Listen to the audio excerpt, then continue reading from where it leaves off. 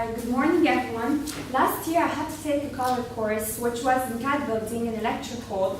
And although the content of the class was very interesting, however, it was sometimes hard to pay attention to the whole class during the whole class time and to control our feeling of sleepiness. It wasn't only because it was 8 a.m. class, but also because of physical factor that usually is underestimated in designing classroom, which is light.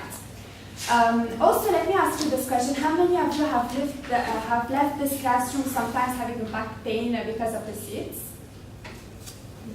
So, I've taken other courses such as a material class where we learned how to understand the impact of classrooms on student performance in class in the university in general, and my sources implicate journal articles and official websites. So today I will persuade you that no matter what course the class is for, classroom design in terms of lighting, appropriate furniture, and efficient layout of classroom layout in general should be reviewed in LUS, as it may be beneficial in student achievement and involvement in the material in the class in general. So first I will start by telling you the importance and the need of efficient classroom design, the plan that in changing some of the factors in classrooms in general, and then the practical plan. So first I will start by my first argument in telling you the importance of efficient classrooms. So in an article published in 2014, Steelcase, a leading manufacturer in interior architecture spaces, such as classrooms, have talked about this importance of how educational success of students in universities have been a universal goal. However, usually we tend to focus on how to improve teaching styles or the social, economical background of students, not really taking into consideration all the variables, such as all the important variables, such as classroom design.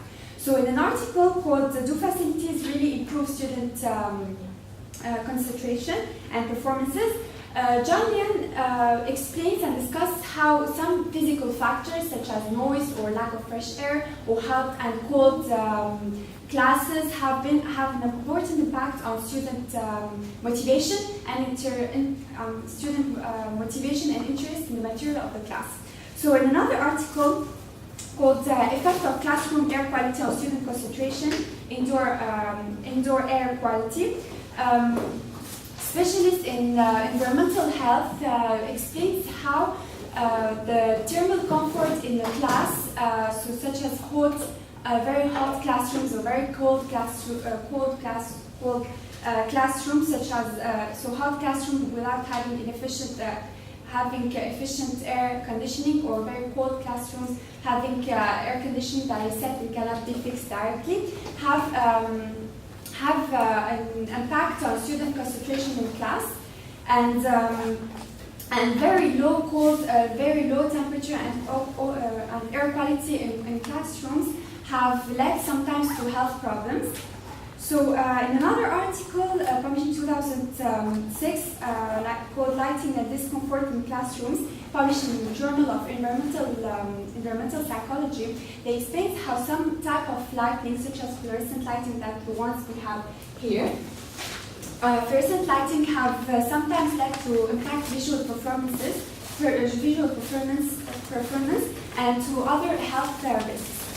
So now that I talked about the physical conditions of how important the physical conditions in classroom are important, and how LUS should consider those in enhancing student performance in class, let's move to other issues that the Department of Education of United States of America have explained that some poor achievement of students have been because of poor condition of facilities. So furniture, for example, chairs in classrooms. So Elisa Quark and Bo Choi in an article published in 2014, they were both from the Whole Person Education, explains how traditional classes in general are not very suitable for students because they don't allow enough interaction between the student themselves, and the student and the professor also, and because of making a student also passive.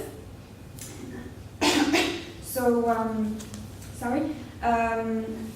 Harvey and Kenyon, two biologists, also explains how this traditional table armchair that we can see here also can provoke back and neck pain, and because of a poor comfortable posture and passive sitting. And as Dr. Ishtiaq Hussain said, the physical condition in the classroom, as I said, the air quality and lighting, or as a silent curriculum, so like guidelines that are important as teaching styles, but not really taking into consideration. So now that I talked about those issues of classroom and how they impact student performance in class, let's move to some of the factors that we can actually change in classrooms. So first,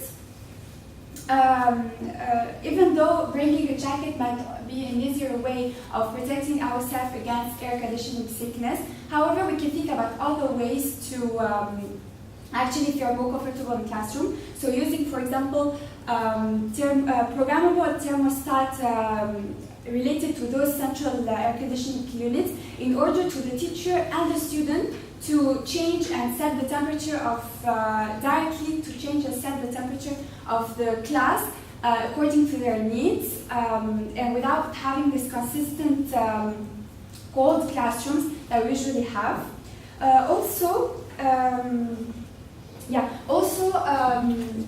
Tander, certificated in school design and planning, and Jennifer Beach, who have a PhD in environmental psychology, discusses how instead of having this incandescent, this fluorescent light, we can actually use this type of light, incandescent light. So even though fluorescent light or more last longer, however, incandescent light are better for have lesser risk on health and are better for the environment, and also are less expensive.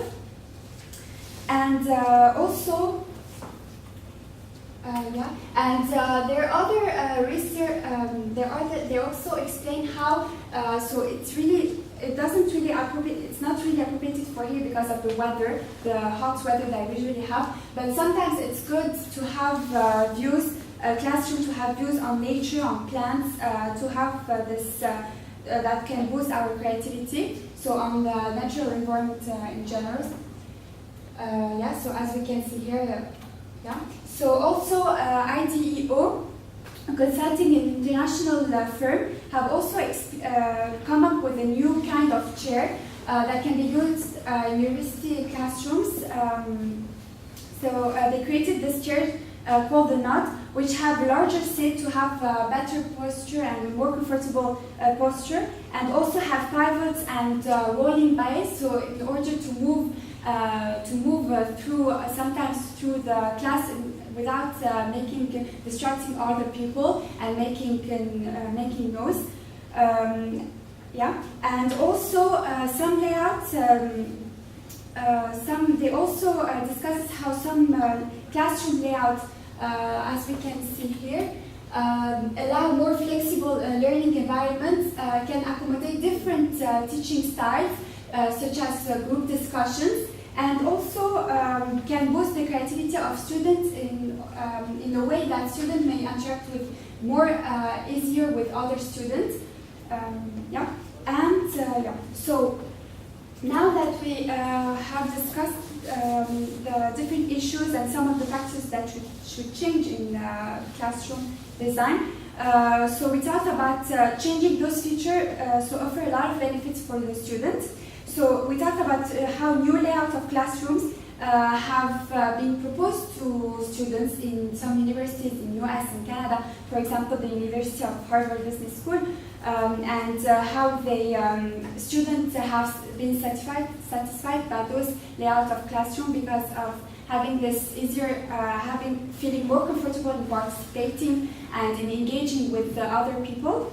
And also in the University of Georgia, they used incandescent light, and they saw that it allowed a better focus on the material in the class, and the motivation and higher grades have also increased. So as a conclusion, I've showed you how actually. So this is the use of incandescent light.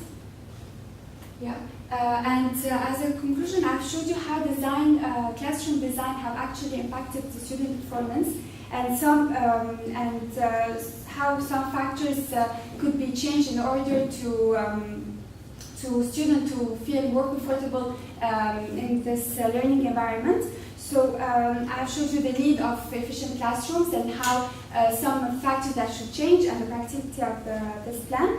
And I want to encourage you to go and maybe discuss with the administration on how, having this discussion on how to improve those some of the factors I talked about, lighting and air conditioning, in order to have a better learning environment, more than we already have already. And I want to conclude this by saying that, for example, in the University of Rhode Island, the administration have distributed reports and surveys to the students that asking them about what their opinion and what they think about AC and lighting and some of the issues they wanted to change.